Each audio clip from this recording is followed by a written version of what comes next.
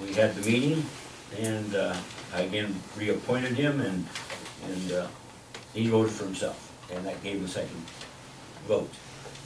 Yes, we checked on a couple of different state agencies, and no one thought there was a problem with it, nor did we. But we did not realize that all of a sudden everybody's just going to jump out of the woodwork, and well, primarily somebody's going to bring the question up. This wasn't legal. It wasn't legal. Okay, and from then on, we've been in this turmoil, I guess you might say, since that time. We've had an Attorney General's opinion, and the Attorney General's opinion is not cut and dry either, because he also provides us with the fact that Florida state law, the Supreme Court from Florida, allows a sitting official to vote for himself. Now, so he's taking both sides. The Attorney General's taking both sides. Okay, he's saying, well, Washington law doesn't allow it, but Florida allows it, and you start looking at common law and lots of other states, and I'm sure you're going to find opinions all over the place. You know, from this state allows it, that state doesn't allow it, and so it's kind of up in the air. So where do we go from here? I guess one of the things he points out on this, perhaps additional legislation is needed, and that's what I think, and that's what I think should be done. We have to contact our legislators and say, okay, let's make it black and white.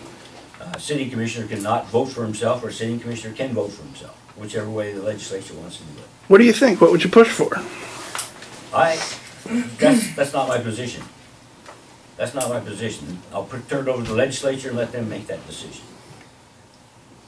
So, and that's basically where it is. I mean, I wouldn't care which way they went. But once that was done, then we'd have the law for us or against us, you know, whichever one you want to look at. The law would then state whether you can or cannot do it. There again, I guess, where do we go from here? I guess Commissioner Rutledge and I could sit down and decide whether we could both agree to have him as a commissioner. We could, I don't know whether we'd have to have him ask him to resign, or if we could just go ahead and make an appointment. You'd have to do it. Continue on. That I don't. Unfortunately, at this point, that's not the case. If the appointment is deemed invalid, it has now been more than 90 days from the point that Commissioner Gilbert vacated the position, and so from this moment forward, actually it was the 29th, if we're unable to reach a resolution and the position is vacated, it will now go to the county council, excuse me, the county board of commissioners for their decision. The statement from Mr. DeCarlo right now, to me, frankly, is a huge disappointment because he again referenced that they had contacted multiple sources for guidance on this issue. They did not.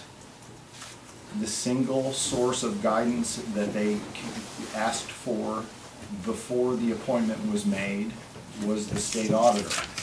The state auditor told them the appointment method appeared unlawful. In previous meetings, they made a lot of the fact that he said it appeared unlawful. This is difficult to swallow. There's no law on the state of Washington books that says you can't float the Eiffel Tower by balloons and drop it on someone and kill them. But it's still illegal. You don't have to have law detailing every single possible minute detail of an act before it is against the law. The state attorney general opinion is not unclear and does not provide any contrary opinion. It is extremely clear and references 40 years of opinions that say this is not lawful. The continued